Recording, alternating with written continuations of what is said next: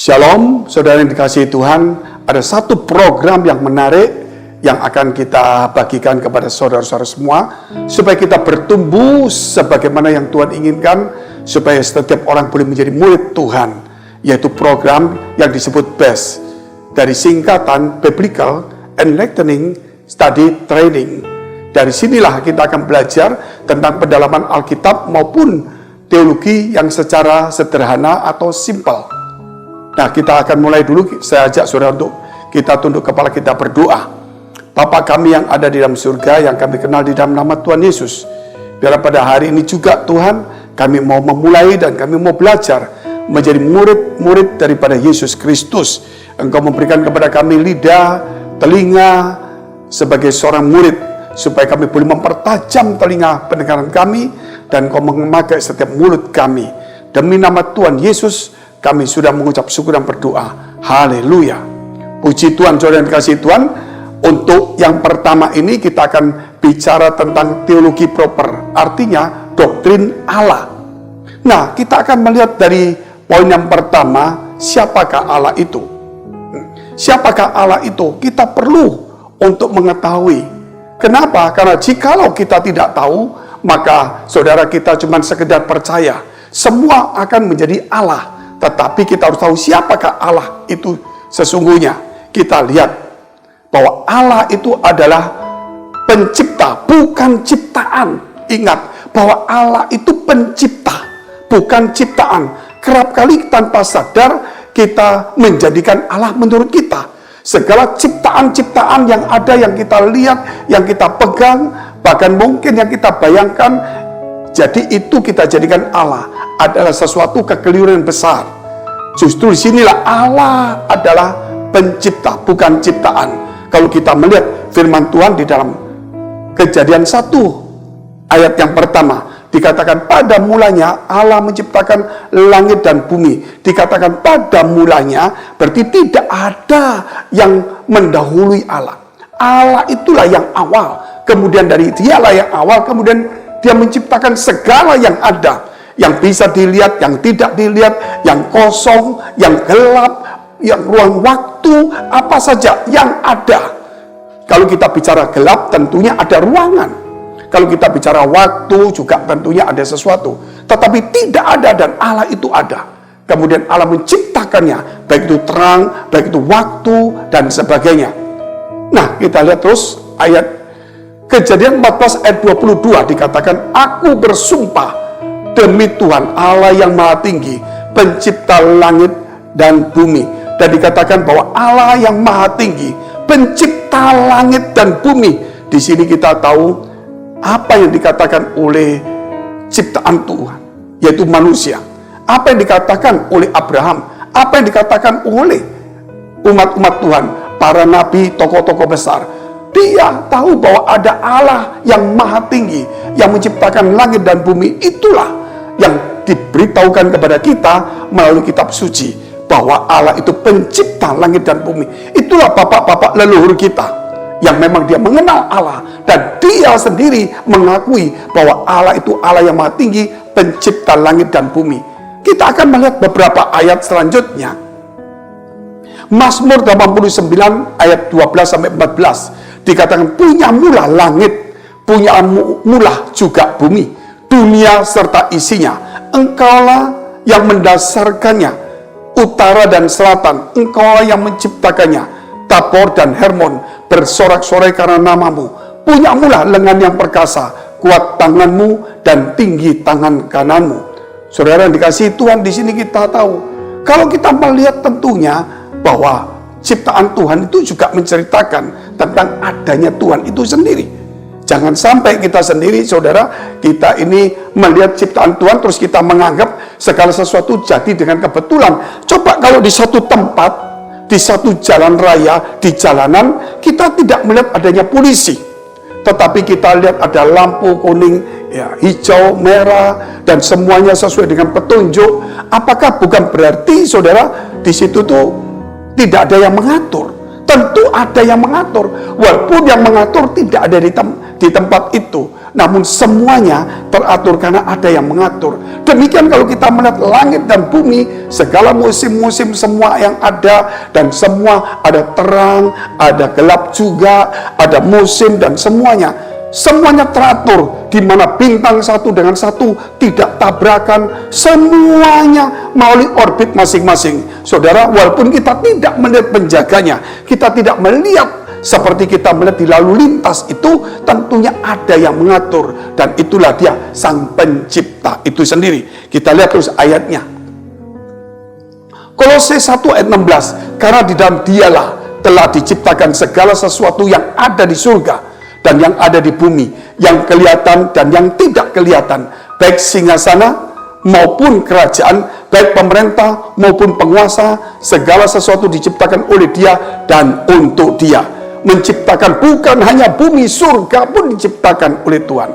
Bahkan yang kekal itu pun diciptakan, yang tidak kelihatan itu pun diciptakan. Kalau Allah menciptakan sesuatu yang kelihatan yang di bumi, itu mungkin saudara akan melihat sesuatu yang luar biasa. Tetapi Allah menciptakan sesuatu yang kekal, berarti saudara tahu bagaimana Allah itu. Dia menciptakan sesuatu yang kekal, berarti Dia sang pencipta, tidak ada yang menandinginya. Nah, kita lihat terus, yaitu yang kedua, Allah adalah kekal. Yesaya 40 ayat 28, tidakkah kau tahu dan tidakkah kau dengar? Tuhan ialah Allah yang Allah kekal, yang menciptakan bumi dari ujung ke ujung. Ia tidak menjadi lelah dan tidak menjadi lesu, tidak terduga pengertiannya. Dari sini kita melihat bahwa Allah menciptakan sesuatu yang kekal, surga yang kekal. Kita melihat ada hal yang kekal, berarti Allah itu kekal juga. Jangan sampai ada yang berkata, sebagaimana ada yang namanya teologi anjing atau dokteologi yang mengatakan bahwa memang ada Allah. Allah itu menciptakan, dan memang Allah itu yang membuat semuanya. Tetapi berlangsungnya waktu yang lama, ribuan tahun Allah itu menjadi tua, dan kemudian Allah itu mati. Itulah ada teologi yang ada di Amerika disebut dokteologi, artinya teologi anjing. Ya, kalau Allah menciptakan sesuatu yang kekal, bagaimana Dia mati? Kalau Allah bisa menciptakan yang kekal, tentunya Dia kekal dari kekekalan itu sendiri. Nah, terus kita lihat ayatnya. 1 Timotius pasal 1 ayat 17, hormat dan kemuliaan sampai selama-lamanya bagi Raja segala zaman, Allah yang kekal, yang tak nampak, yang esa. Amin.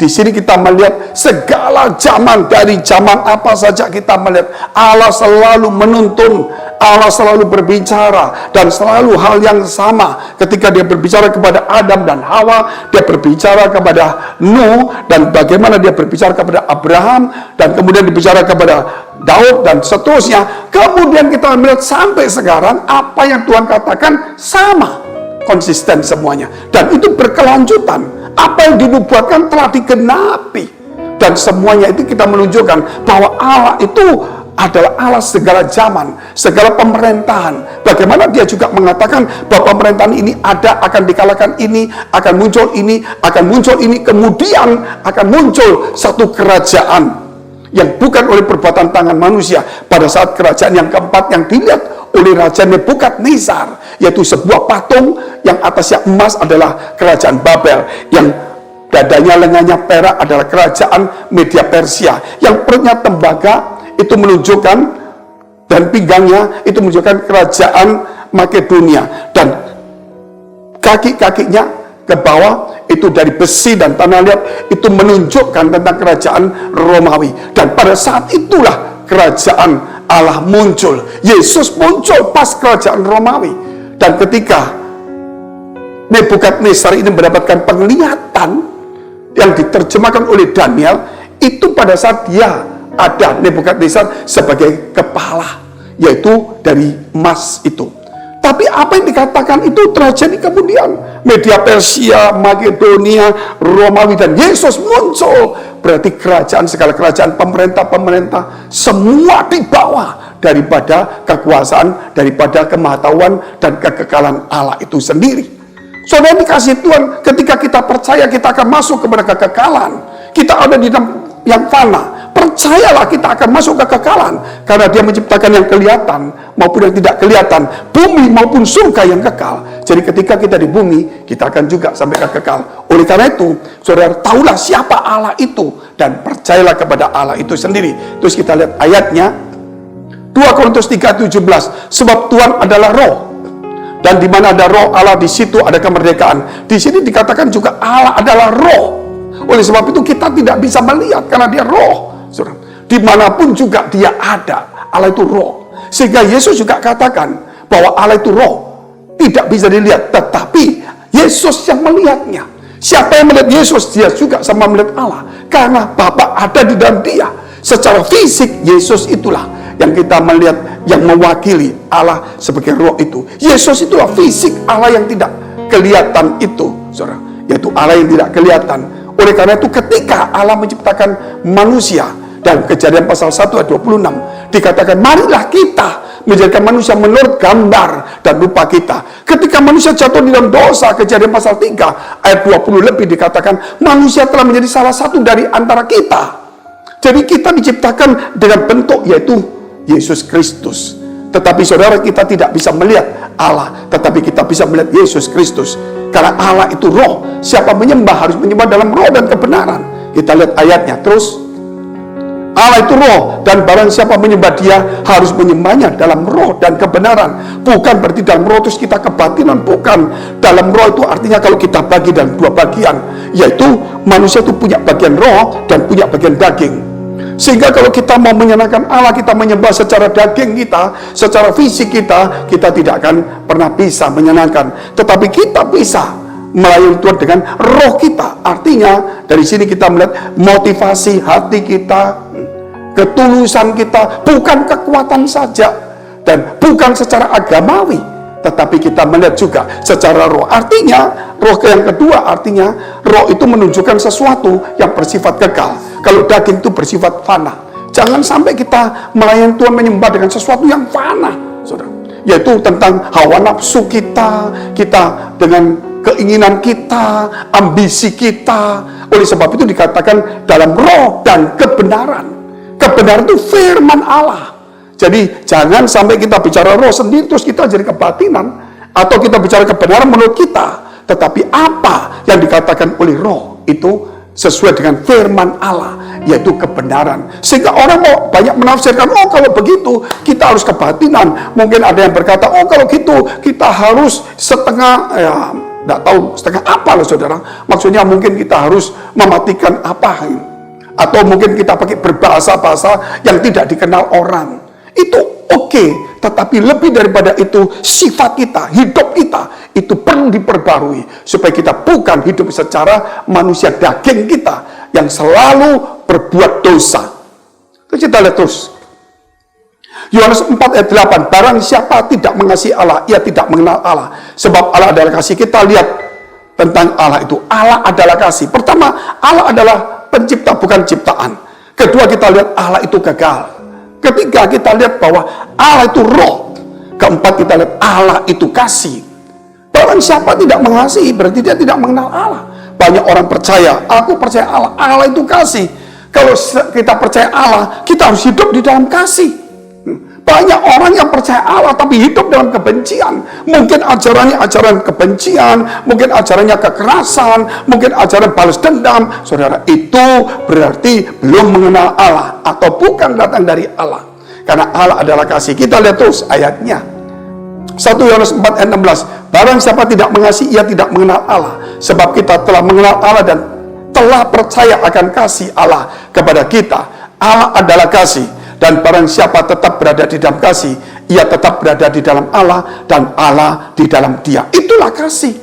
Oleh karena itu dikatakan betapa, karena begitu besarnya kasih Allah akan dunia, begitu besarnya Tuhan ngomong, kasih Allah akan dunia, sehingga dikaruniakan anaknya yang tunggal, supaya barang siapa percaya tidak binasa. Karena kasih Allah memberikan Yesus. Karena kasih Yesus itu mengampuni dosa kita. Itulah kita hidup di dalam kasih karunia Allah, sehingga kita boleh mengenal Allah. Tidak mungkin manusia bisa mengenal Allah dengan caranya. Hanya Allah yang memberitahu dirinya melalui firman Allah. Oleh karena itu kita belajar tentang firman Allah dan tentang teologi ini, saudara. Terus kita lihat selanjutnya. Allah adalah api yang menghanguskan. Yang kelima adalah api yang menghanguskan. Saya ulangi pertama. Allah adalah pencipta, bukan ciptaan. Yang kedua, Allah itu yang kekal. Dan ketiga, Allah itu roh. Yang keempat, Allah itu kasih. Yang kelima, Allah itu api yang menghanguskan. Bukan berarti kita buat api-api begitu, saudara. Namun yang bicara api yang menghanguskan, dia mempunyai satu kecemburuan. Artinya di sini bahwa kita harus menyembah Allah yang benar. Jangan sampai kita menyembah Allah-Allah yang ciptaan manusia atau yang ciptaan Allah itu sendiri. Dia akan menjadi api yang menghanguskan. Bahkan sesuatu yang tidak baik juga akan dihanguskan. Untuk apa? Yang kita melihat tentang api menghanguskan juga untuk memurnikan, sebagaimana yang Ayub katakan di dalam Ayub 23. Dikatakan ayat 10 bahwa kalau Tuhan menguji aku, maka aku akan timbul seperti emas. Jadi kita bicara api itu juga untuk menguji. Kalau memang kita emas, diuji api, kita tidak akan hancur. Kalau kayu, kita akan musnah. Oleh sebab itu, saudara yang dikasihi Tuhan, kita harus tahu bahwa Allah ingin menguji. Artinya di sini bahwa kita siap juga melalui persoalan masalah, kita ditempa, kita dihilangkan sifat-sifat kita, supaya kita menjadi serupa dengan Allah. Karena Allah adalah api yang menghanguskan. Oleh sebab itu ketika Yesus turun ke dunia, Yohanes Pembaptis berkata bahwa aku membaptis engkau dengan air, tetapi dia akan datang membuka tali kasutnya pun aku tidak layak. Seorang nabi besar berkata demikian. Dan kalau kita melihat kemudian, aku membaptis engkau dengan air, tetapi yang dia datang yang lebih besar daripada aku, dia akan membaptis engkau dengan roh dan api. Api itu apa? Yaitu Allah yang adalah api yang menghanguskan. Untuk apa? Membersihkan segala kotoran-kotoran hidup kita, untuk memurnikan hati kita. Dari sinilah kita tahu, jangan sampai saudara kita tidak mengenal Allah kita dengan baik. Itulah kita lihat episode yang pertama atau tentang teologi proper ini. Kita lihat nanti akan ada episode yang kedua. Sampai jumpa. Tuhan Yesus memberkati. Saya mau berdoa dulu untuk saudara semuanya.